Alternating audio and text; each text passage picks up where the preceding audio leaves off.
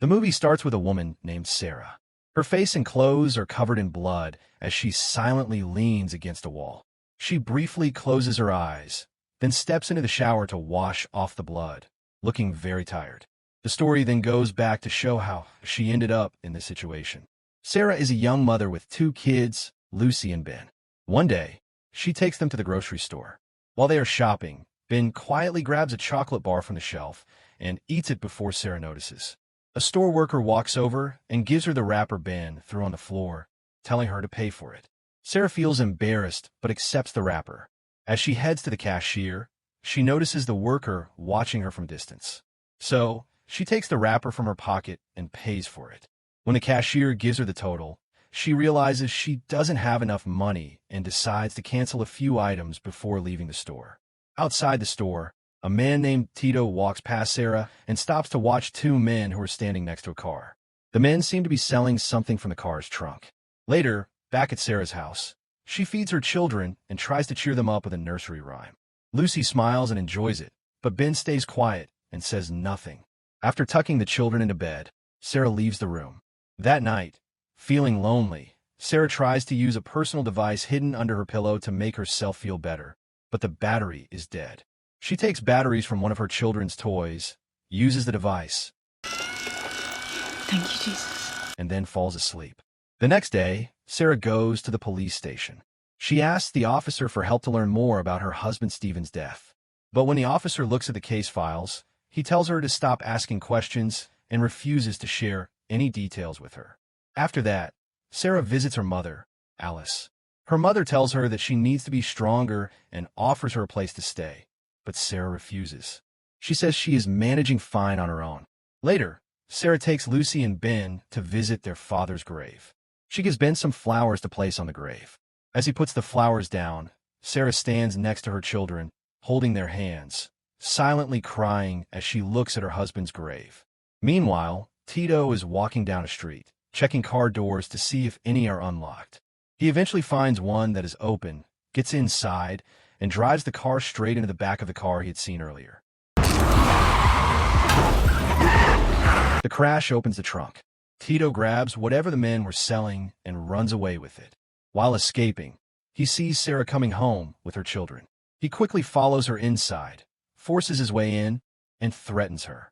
Sarah, scared, pleads with him and asks if she can take her children back to their room. She calmly takes Lucy and Ben to their room and then returns. Tito, who has used her bathroom, comes out and warns Sarah not to tell anyone he was there before leaving. It turns out that the 2 men Tito stole from work for a drug gang. They go to their boss and tell him what happened. The boss is furious and demands that they find the missing items quickly. That night, Tito comes back to Sarah's house. He hides the stolen drugs in a secret compartment under the bathtub. He tells Sarah that he has already sold some of the drugs and gives her a small amount of the money. He explains that her house is the perfect place to hide the drugs because she is a mom with 2 kids and no one would ever suspect her. Sarah begs Tito not to involve her, saying she wants nothing to do with this. But Tito refuses and threatens to kill her if she doesn't cooperate. The next day, still desperate to understand what happened to her husband, Sarah takes Lucy and Ben to the place where Stephen was killed. She gently asks Ben if he remembers anything about that night. But Ben, clearly afraid, stays silent and looks scared. Realizing it was a mistake to bring him there, Sarah apologizes and quickly takes the kids back home. That night, Tito comes back to Sarah's house. He acts as if he's comfortable there, watching TV like it's his own house. Sarah asks him if he's hiding from the police, but Tito laughs and says it's actually a gang that's after him.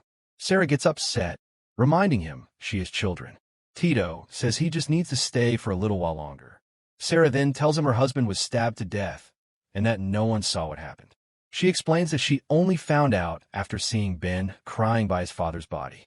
Tito looks at a picture of Sarah and her husband and says she looks completely different now. Sarah has clearly stopped taking care of herself since her husband's death. When she tells Tito her husband's name, he suddenly remembers it from a news story and says her husband was involved in drugs. Sarah gets upset and says that's not true. She hates drug dealers. Tito, who is a drug dealer, gets angry and starts yelling at her. The next day, when Sarah is at the grocery store, the same worker who caused trouble earlier sees her buying a lot of things. He makes a rude comment, suggesting that Sarah is making money in bad ways. He laughs and walks away. Back at home, Sarah spends a nice day with her children. They eat together, watch movies, and play. That night, after the kids are asleep, Sarah goes to the bathroom and looks at the hidden stash of drugs. Out of curiosity, she decides to try a little. But before she can finish, one of her kids calls for her. She quickly leaves and forgets to cover the drugs properly. Later, she realizes the drugs are missing. She runs into the other room and finds Ben sitting on the floor, surrounded by the open packets. She quickly takes the drugs away from him and brings him to the bathroom to wash him off, making sure he spits out anything he might have tasted. After cleaning him up, she stays with him, checking to make sure he's okay. Suddenly, Tito starts banging on the front door. Sarah doesn't move. She stays with her kids. Tito breaks a glass and gets inside. Sarah quickly closes the kid's bedroom door behind her and faces him. He sees the drugs on the floor and realizes something went wrong. Sarah tries to apologize and says she will pay him back, but Tito gets angry and grabs her by the neck. Scared for her life, Sarah says she'll do whatever he wants. Tito pulls her into the bedroom and tries to force himself on her. But suddenly, Sarah grabs a vibrator she keeps under her pillow and jabs it into his eye. Tito screams in pain. She pushes him away, but he comes at her again and pins her to the wall. Desperate to survive, Sarah grabs a knife from the dresser and stabs him several times in the side. He falls to the floor and dies. Shaking, Sarah goes to her children's room and tells them the man is gone. Then she hears a knock at the front door. When she opens it, 2 police officers are there. Sarah learns that someone called the police after hearing loud noises from her home. She tries to stay calm when they arrive. The officers come inside and, seeing the broken door and her distressed face, assume she's being abused by a partner. They ask if she wants to report anything, but she stays silent. One of the officers questions her silence, suggesting she's used to being hurt. This makes her very upset, and she tells them to leave immediately. The next day, Sarah goes to her mother's house and asks if she can watch the kids while she works a night shift at her new job. Her mother reminds her that Ben had a doctor's appointment she forgot about and expresses disappointment.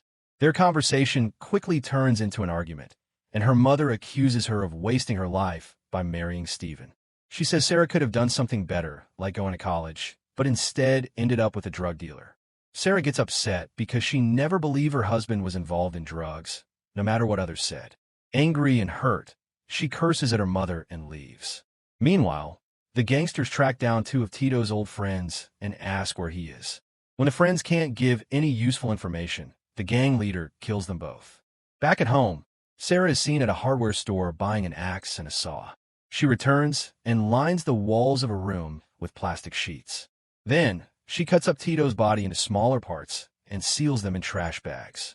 Afterward, she carefully cleans up every spot in the house and removes all traces of blood.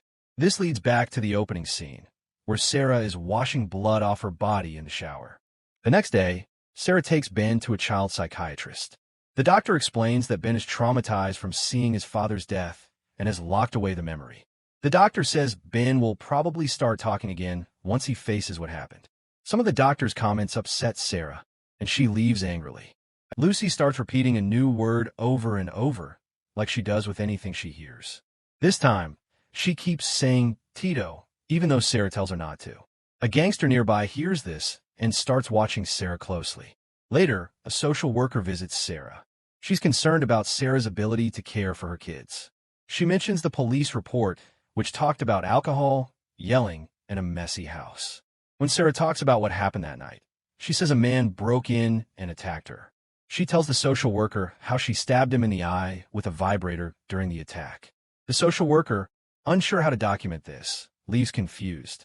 One day, Sarah notices a gangster's car parked near her house. She quickly takes her kids and sneaks out the back. But the gang members catch up to her and start questioning her about Tito, thinking he was her boyfriend. She denies knowing anything. When the gang leader arrives, Ben gets scared and runs into the street. Another man stops his car just in time, and 2 others get out and fight the gang members. While they're distracted, Sarah runs to Ben and quietly asks if that was the man who killed his father. Ben nods. Afterward, Sarah takes her kids to her mother's house. There, she makes peace with her mother. She thanks her for always being there, even if she didn't show affection. Her mother opens up too, saying that although she never loved anyone else, she truly loves Sarah. They finally reconnect. Later, Sarah sings a nursery rhyme to her kids. She promises Ben that she won't let the bad men hurt him again. Hearing this, Ben speaks for the first time since his father died.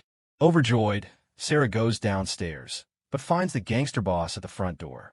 Not wanting trouble at her mother's house, Sarah tells him she'll bring Tito to his place in an hour. She gets ready and heads to the hideout. There, she's led to the boss, who again asks about Tito. Sarah tells him to open her bag, and inside is Tito's severed head. The gang members step back, disturbed. The boss laughs at first, but when Sarah mentions her husband, he stops. Realizing she's here for revenge, he signals his men to kill her. But Sarah pulls out a hidden gun from inside Tito's head and shoots 2 of them immediately. The boss tries to shoot back, but misses. Sarah shoots him in the shoulder, bringing him to the ground. She points the gun at him and demands to know why he killed her husband. He admits Steven tried to stop him from killing someone over money, so he stabbed him. As he reaches for a gun, Sarah shoots him in the head. Another gangster groans, and Sarah finishes him off with a hammer. In the final scene, Sarah is shopping again, now looking more confident and composed. She's taking better care of herself. The same store worker tries to mock her again, suggesting she's getting paid well and offering to be a client. Sarah calmly tells Ben to grab a chocolate bar, then hands the wrapper to the employee. She threatens to report him to management for exposing himself to her kids if he doesn't pay for it. With that, she leaves the store, satisfied and stronger than ever. Don't forget to like this video and subscribe to our channel. Thanks for watching.